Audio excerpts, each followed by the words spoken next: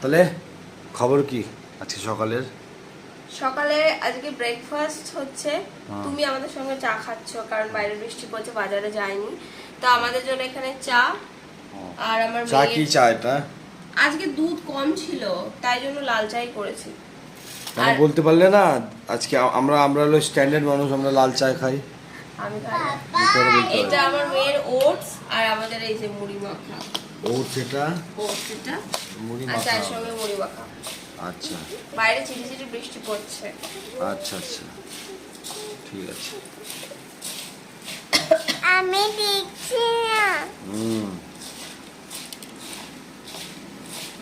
আমি দেখছি না, আমাকে দেখাও।